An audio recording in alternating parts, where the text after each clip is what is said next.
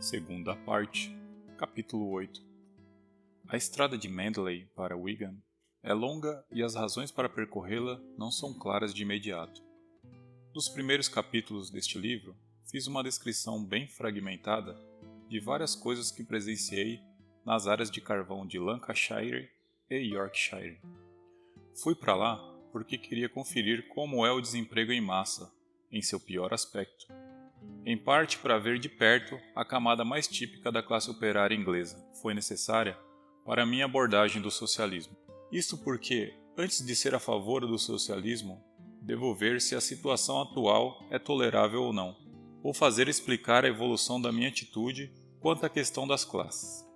É óbvio que isso implica escrever um pouco de autobiografia, coisa que eu não faria se não pensasse que sou bem típico da minha classe, ou melhor, da minha subcasta, de modo que tenho certa importância sintomática. Eu nasci em uma camada social que poderia classificar como meio baixa da classe média alta. A classe média alta, que viveu seu auge nos anos de 1880 e 1890, tendo Kipling como seu mais famoso poeta consagrado, era uma espécie de destroços deixado para trás quando a prosperidade vitoriana decaiu. Ou talvez seria melhor mudar a metáfora e descrevê-la como uma camada da sociedade situada entre 200 e 300 libras por ano. Minha família não ficava longe desse limite inferior. Defino em termos de renda, pois é sempre a maneira mais rápida de se fazer compreender. Mesmo assim, o essencial do sistema inglês de classes é que ele não se explica inteiramente em termos de dinheiro. De modo geral, é uma estratificação monetária, mas também é interpenetrado por uma espécie de sistema de castas que atua nas sombras, mais ou menos como um bangalô moderno meio desconjuntado, assombrado por fantasmas medievais. Por isso, a classe média alta abrange, ou abrangia, uma renda que começa com 300 libras por ano, até rendas muito inferiores às de pessoas apenas de classe média, sem pretensões sociais. Deve haver países onde se pode prever as opiniões de um homem avaliando sua renda, mas na Inglaterra nunca se pode fazer isso com segurança. Sempre é preciso levar em conta também as tradições desse homem.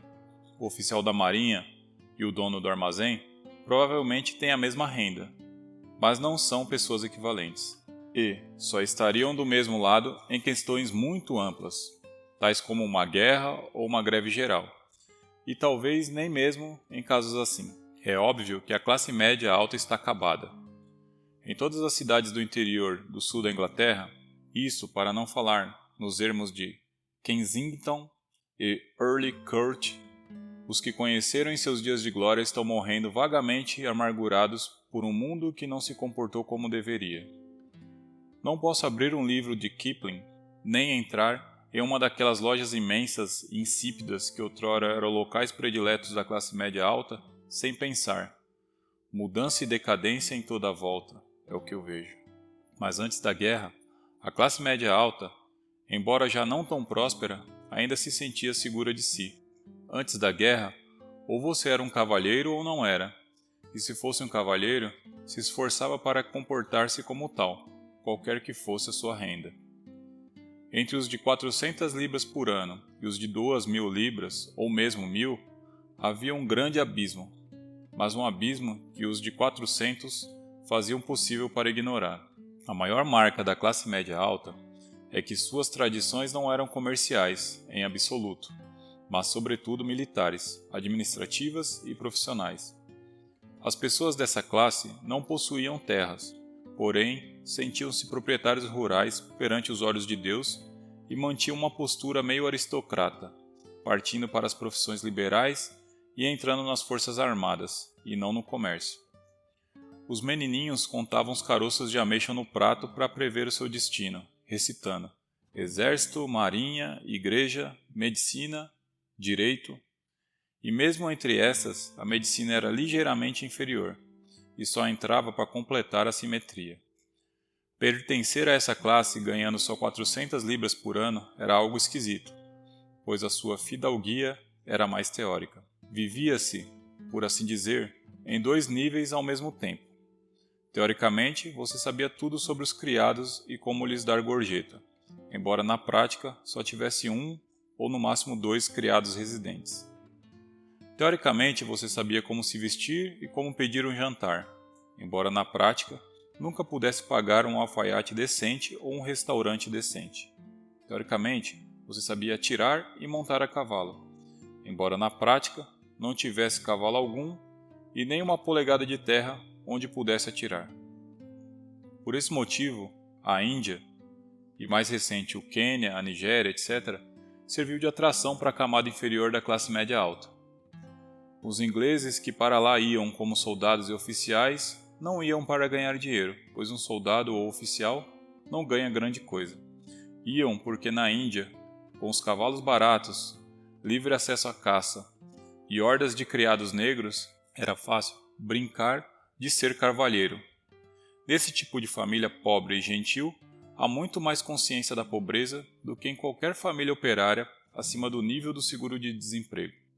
O que parece um pequeno luxo, como um copo de cerveja, é uma extravagância impossível, pois o aluguel, as roupas, as mensalidades escolares são um pesadelo sem fim e praticamente toda a renda da família vai para manter as aparências. Claro que gente assim está no anonimato, e poderíamos ficar tentados a considerar como exceções sem maior importância. Na verdade, porém, eles são ou eram bastante numerosos. A maioria dos clérigos e dos mestres de escola, por exemplo, quase todos os oficiais anglo-indianos, alguns soldados e marinheiros e um bom número de profissionais liberais e artistas entram nessa categoria. Mas a verdadeira importância dessa classe é que ela é o amortecedor da burguesia. Para a verdadeira burguesia, os que estão na faixa dos 2.000 por ano ou mais, seu dinheiro é um acolchoado, uma grossa camada que os separam da classe que eles exploram. Se tomam conhecimento da existência das ordens inferiores, é só como seus funcionários, empregados e quitandeiros. Mas é muito diferente para o coitado lá embaixo, que luta para levar uma vida de cavalheiro com uma renda praticamente de operário. Esses são obrigados a ter um contato próximo e de certa forma até íntimo com a classe trabalhadora. E desconfio que é deles que deriva a atitude tradicional da alta roda em relação à plebe. Mas que atitude é essa? Atitude de superioridade e desprezo com explosões de ódio feroz. É só dar uma olhada em qualquer exemplar da revista Punch dos últimos 30 anos.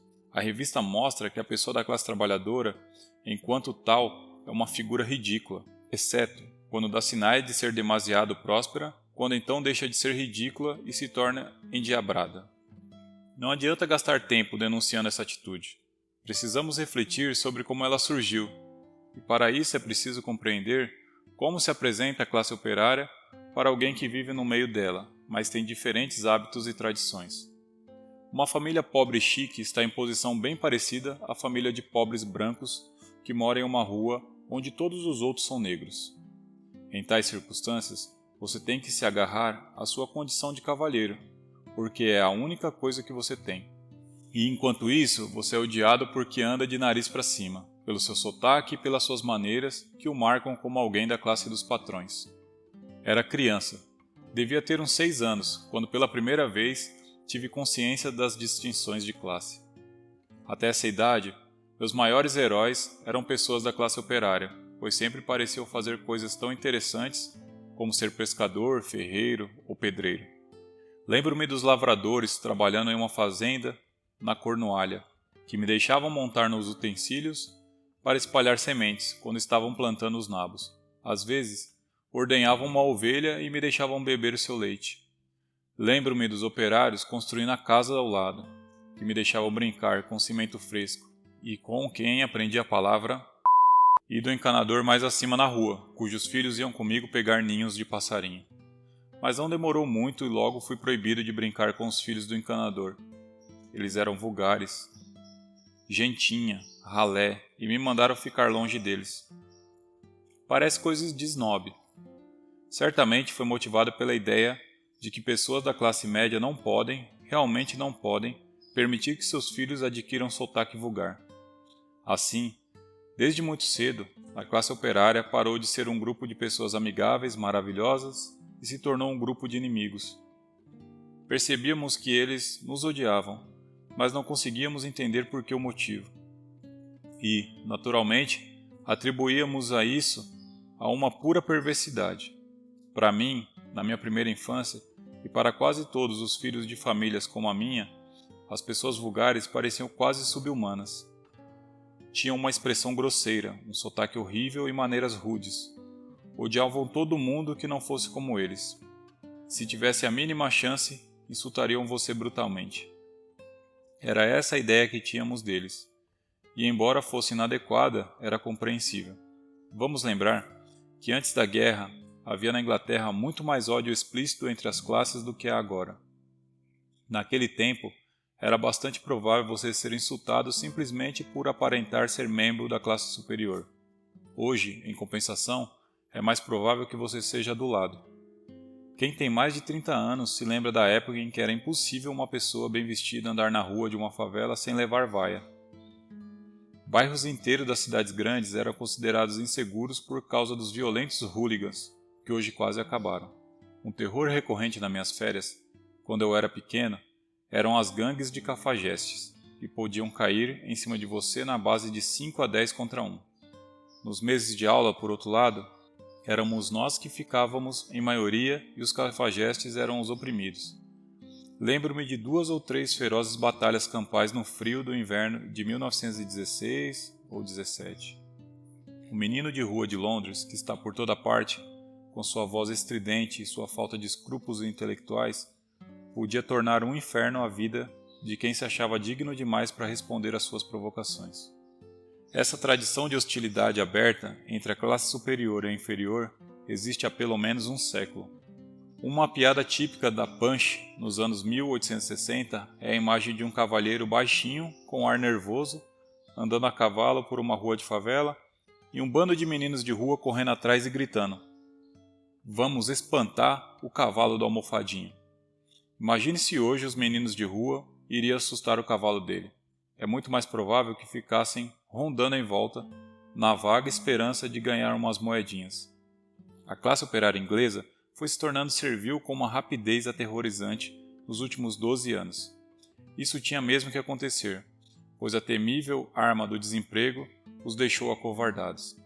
Antes da guerra, sua posição econômica era relativamente forte, pois embora não houvesse seguro-desemprego como rede de segurança, também não havia muito desemprego, e o poder da classe dos patrões não era tão óbvio como agora. Um homem não via a ruína confrontando-o cada vez que ia peitar um bacana, e naturalmente aproveitava mesmo para peitar os bacanas, sempre que pudesse fazer isso em segurança. J. Renier, em seu livro sobre Oscar Wilde, observa que os estranhos, obscenos arroubos de fúria popular que se seguiam ao julgamento de Wilde tiveram caráter essencialmente social.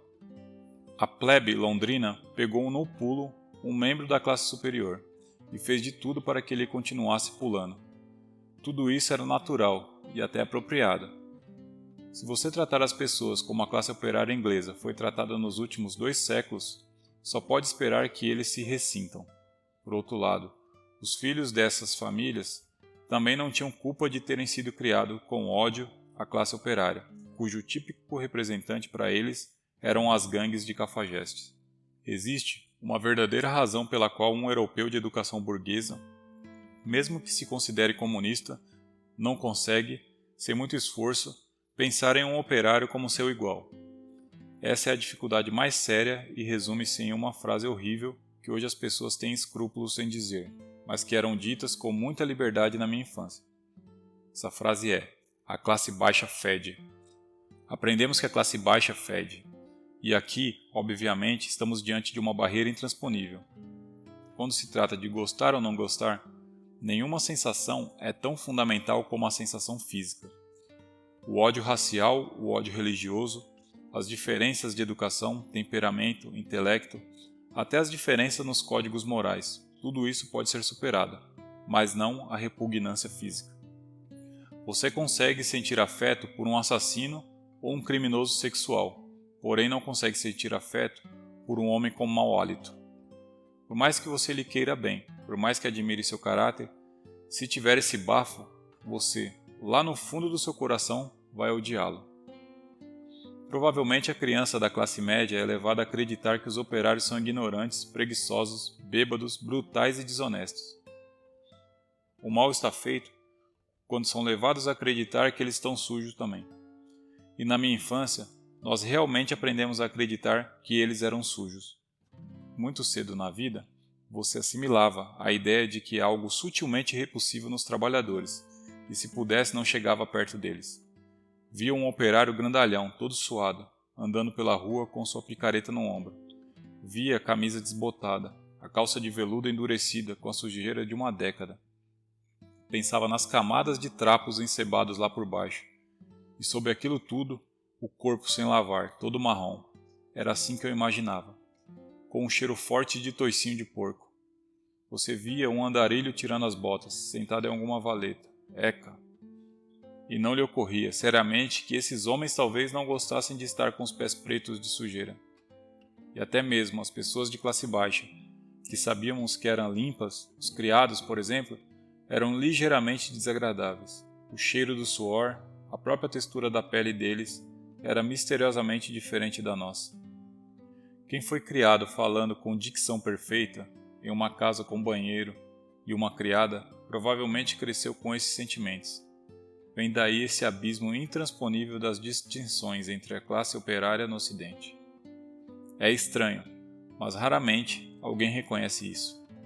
No momento, só consigo me lembrar de um único livro onde isso é dito na cara dura. É Biombo Chinês, de Somerset Maugham, que descreve um alto funcionário chinês, uma autoridade, que chega a uma estalagem de beira de estrada e começa a gritar, berrar e xingar todo mundo, a fim de deixar bem claro que ele é um dignatário supremo, e todos eles não passam de vermes. 5 minutos depois, tendo afirmado sua dignidade da maneira que julga adequada, ele está jantando em perfeita amizade com os carregadores de bagagem. Como autoridade, sente que precisa impor sua presença, mas não tem a sensação de que os carregadores são feitos de uma argila diferente da sua. Eu mesmo vi na Birmânia incontáveis cenas semelhantes a essa. Entre os mongóis, aliás, entre todos os asiáticos, que eu saiba, há uma espécie de igualdade natural, uma intimidade fácil entre um homem e seu próximo, que é simplesmente impensável no Ocidente.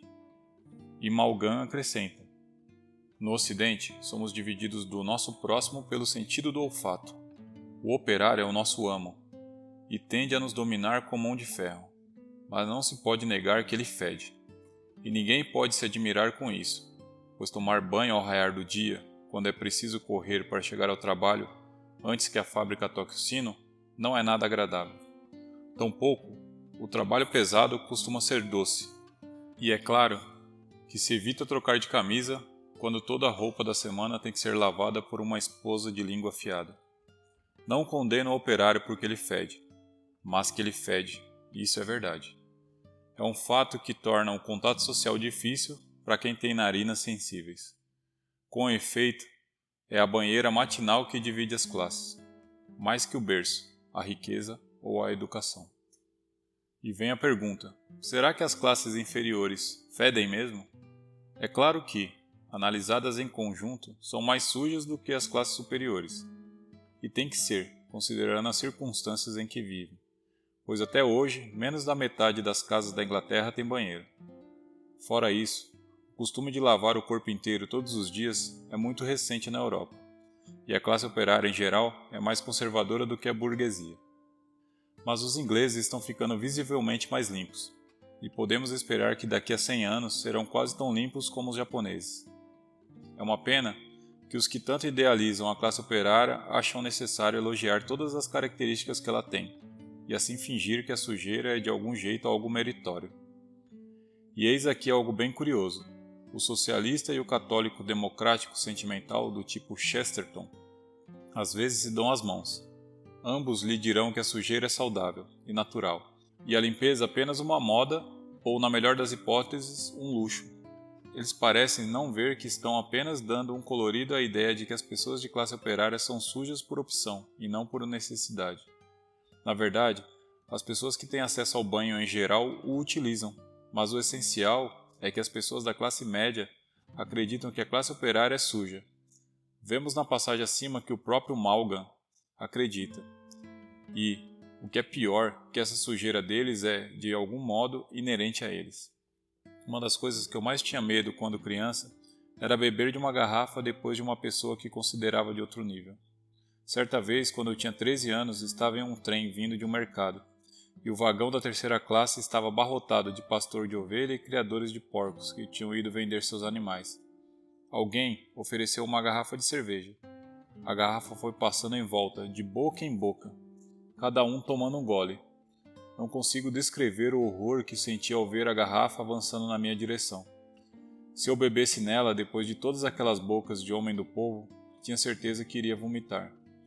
E se eles me oferecessem, eu não teria coragem de recusar, por medo de ofendê-los. Repare que a sensibilidade da classe média funciona em ambas as direções.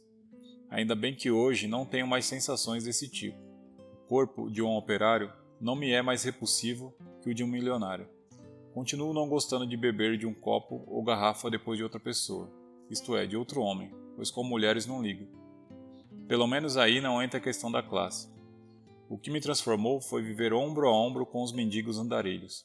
Na verdade, os mendigos não são tão sujos, segundo os padrões ingleses, mas têm fama de sujos. E quando você já dividiu uma cama com um deles e já bebeu chá da mesma latinha de rapé, sente que já viu o pior, e o pior não tem mais terrores para você. Resolvi estender esse tema porque é de suma importância. Para se livrar das distinções de classe, é preciso primeiro compreender de que modo uma classe aparece aos olhos da outra. É inútil dizer que a classe média é snob, e deixar por isso mesmo. Você não passará daí se não perceber que o snobismo está entrelaçado com uma espécie de idealismo. Isso provém do início do treinamento da criança de classe média, quando você aprende, quase simultaneamente, a lavar o pescoço, a estar pronto a morrer pela pátria e a desprezar as classes inferiores. Fui criança antes e durante a guerra. As crianças de hoje são educadas com ideias mais esclarecidas. Por isso, pode ser que me considerem ultrapassado. Provavelmente é verdade que o sentimento de classe é, no momento, um pouquinho menos acirrado do que antes. Hoje, a classe operária é submissa, quando antes era abertamente hostil, e no pós-guerra, a fabricação de roupas baratas e o abrandamento geral das maneiras amenizaram as diferenças superficiais entre as classes. Mas o sentimento essencial permanece, sem dúvida. Toda pessoa de classe média tem um preconceito de classe adormecido que só precisa de qualquer coisinha para despertar. E se tiver mais de 40 anos, provavelmente tem a firme convicção de que sua classe social foi sacrificada em prol da classe mais inferior. Tente sugerir a um homem bem-nascido, do tipo que não pensa muito e que luta para manter as aparências com 400 ou 500 libras por ano, que ele pertence a uma classe de parasitas exploradores. Ele vai achar que você está louco. Com perfeita sinceridade, vai apontar uma dúzia de aspectos em que ele está pior de vida do que um operário. Aos seus olhos, os operários não são uma raça submersa de escravos. São uma maré sinistra, isso sim, que vai subindo sorrateiramente até engolir a todos. A ele mesmo, seus amigos e sua família, e varrer do mapa toda a cultura e toda a decência. Daí vem essa estranha ansiedade, esse temor de que a classe operária se torne muito próspera. Em uma edição da Punch, logo depois da guerra, quando o carvão ainda conseguia altos preços, há uma charge mostrando 4 ou 5 mineiros de cara feia e sinistra, andando em um carro barato. Um amigo que os vê na rua os chama e pergunta onde conseguiram aquele carro emprestado. Eles respondem: a gente comprou esse troço. E isso, veja, é suficiente para a Punch. Pois que mineiros comprem um carro, mesmo que sejam 4 ou 5 em um carrinho, é uma aberração, uma espécie de crime contra a natureza. Era essa a atitude há 12 anos, e não vejo mostras de nenhuma mudança fundamental. A ideia de que a classe operária vem sendo absurdamente protegida e desmoralizada pelos auxílios do governo, a pensão para idosos, educação gratuita, etc., continua generalizada. Foi apenas um pouquinho abalada, talvez, quando se reconheceu recentemente que o desemprego de fato existe. Para muita gente da classe média, talvez para a grande maioria dos de mais de 50 anos, o operário típico vai à bolsa de empregos de motocicleta e usa a banheira para guardar carvão. E você não vai acreditar. Querida, mas eles têm a coragem de se casar vivendo às custas da assistência social. Dá a impressão de que o ódio da classe parece estar diminuindo, mas é apenas porque hoje ele raramente é expresso por escrito. Isso acontece um pouco devido à hipocrisia reinante e também porque os jornais de hoje e até os livros precisam atrair o público de classe operária. De modo geral, podemos perceber esse ódio bem melhor nas conversas privadas. Mas se quiser alguns exemplos impressos, vale a pena dar uma olhada nos comentários do falecido professor Sainsbury. Ele era um homem muito culto e, sob certos parâmetros, um crítico literário de bom discernimento.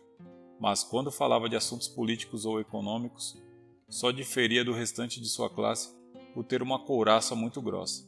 Por ter nascido cedo demais, não via motivo algum para fingir ter um senso normal de decência. Segundo Sainsbury, o seguro-desemprego simplesmente contribuía para a manutenção dos vagabundos, e todo o movimento sindical não passava de uma espécie de mendicância organizada. Indigente, hoje é uma palavra quase passível de um processo legal, não é verdade? Embora ser indigente, no sentido de ser inteiro ou parcialmente sustentado por outras pessoas, é a aspiração ardente e em boa medida já realizada de grande parte da população de um partido político inteiro, segundo o livro de Rascunhos. Repare que Sainsbury reconhece que o desemprego tem que existir, e de fato ele acha que deve existir, contanto que os desempregados sejam obrigados a sofrer o máximo possível, pois não é o trabalho ocasional a válvula de escape, muito secreto, de um sistema de trabalho de modo geral seguro e garantido?